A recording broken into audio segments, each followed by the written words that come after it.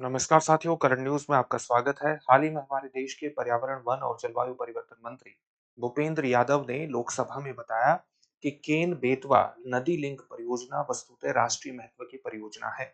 अगर इसकी चर्चा लोकसभा में हो गई है तो ये एग्जामिनेशन के लिहाज से विशेष रूप से महत्वपूर्ण परियोजना हो जाती है और इसलिए आज हम इसके कुछ महत्वपूर्ण तथ्यों पर आपके साथ बात करेंगे। महत्वपूर्ण तथ्य क्या है? आप देख सकते हैं कि ये मैप आपके सामने है। यहाँ पर मध्य प्रदेश है, यहाँ उत्तर प्रदेश है और इधर पोजीशन होगी राजस्थान की। तो मध्य प्रदेश और उत्तर प्रदेश से बहने वाली दो महत्वपूर्ण नदियां हैं। एक तो ये केन नदी आप देख रहे हैं, इस प्रकार से ये यमुना नदी में मिल जाती है और ये बेतवा नदी है। ये भी किस में मिलती है? ये भी यमुना नदी में मिल जाती है।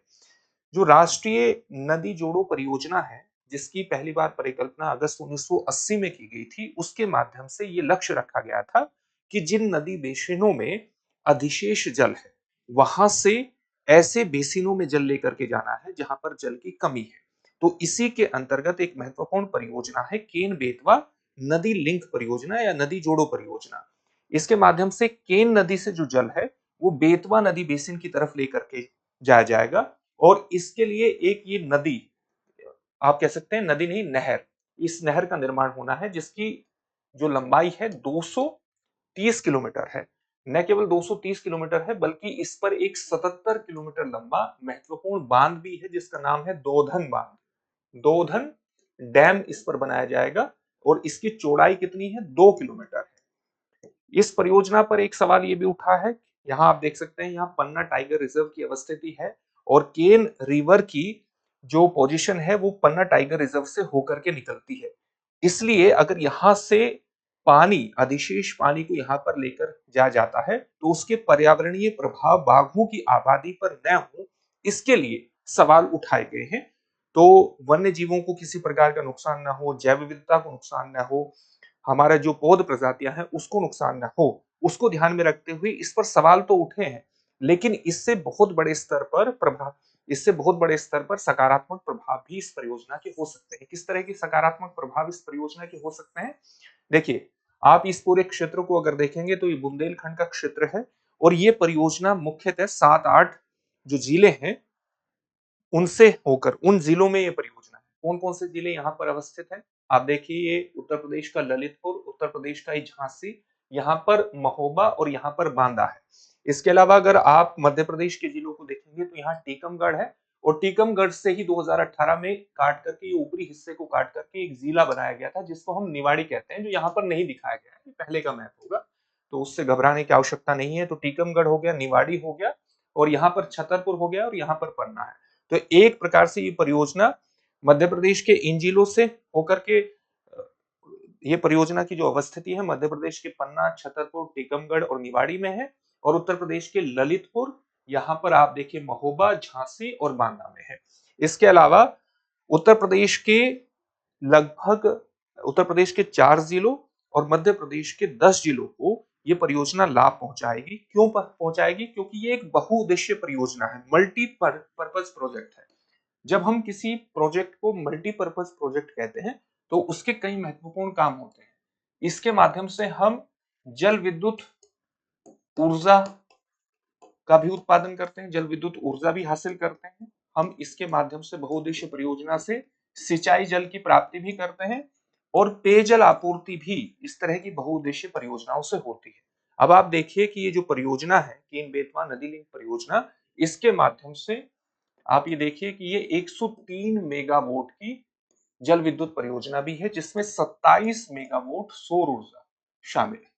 इसके अलावा अगर हम सिंचाई जल की बात करें तो इसके माध्यम से 10.62 लाख हेक्टेयर भूमि को सिंचाई जल प्राप्त होगा। 10,62,000 हेक्टेयर भूमि को इससे सिंचाई जल प्राप्त होगा। और जहां तक हम पेयजल आपूर्ति की बात करते हैं तो इस परियोजना के माध्यम से 194 एमसीएम यानी मिलियन क्यूबिक मीटर जल की उपलब्धता, पेयजल की उपलब्धता सुनिश्चित हो जाएगी और इससे लगभग 62 लाख लोगों को लाभ।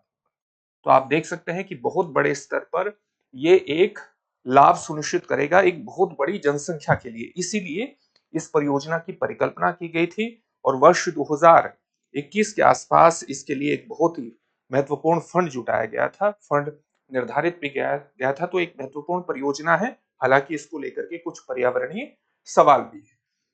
हम अपने प्रश्न की तरफ आगे बढ़ेंगे, लेकिन उससे पहले आपके लिए एक महत्वपूर्ण सूचना है। सूचना यह है कि आप जानते हैं कि दृष्टि संस्थान ने हाल ही में आपके लिए एक महत्वपूर्ण कोर्स लॉन्च किया था, जिसका नाम है GS studio foundation live online course. ये कोर्स मात्र 24,999 में आपकी जीएस की बेसिक स्तर से शुरू करते हुए संपूर्ण पाठ्यक्रम का कवरेज प्रदान करता है। डॉक्टर विकास देवी कीर्ति के नेतृत्व में सर्वश्रेष्ठ अध्यापकों की टीम के माध्यम से अध्यापन करवाया जाएगा। कोर्स की वैधता 18 महीने तक है। कोर्स जो है वो 14 महीने का है, लेकिन वैधता 18 महीने तक रहेगी।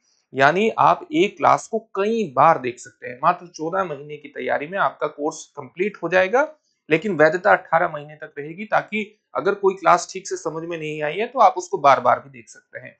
क्लास के दौरान अगर किसी प्रकार का संशय होता है तो लाइव चैट के दौरान आप प्रश्न डालिए, आपको तुरंत उसका निवारण भी कर दिया जाएगा। आप नोट्स ठीक से बना सकें तो जो पीपीटी पर पढ़ाया जाएगा उसकी पीडीएफ फाइल आपको प्रदान की जाएगी। 1250 प्लस घंटों की कक्षाएं हैं, आप बार बार देख भी सकते हैं। 10 कलर्ड प्रिंटेड बुकलेट्स भी आपको प्रदान की जाएगी। इसके अलावा आप अपनी करंट अफेयर्स की तैयारी को ठीक तरह से कर सकें, उसके लिए आपको 2 वर्षों तक करंट अफेयर्स की क्लासेस का एक्सेस भी रहेगा।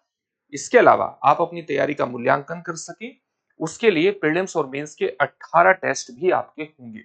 तो एक कंप्लीट पैकेज है और आप अपनी फीस को इंस्टॉलमेंट में भी जमा करा सकते हैं। एडमिशन प्रारंभ हो चुके हैं। हिंदी माध्यम का जो बैच है वो 9 दिसंबर से प्रारंभ होगा और अंग्रेजी माध्यम का बैच 10 दिसंबर से प्रारंभ होगा।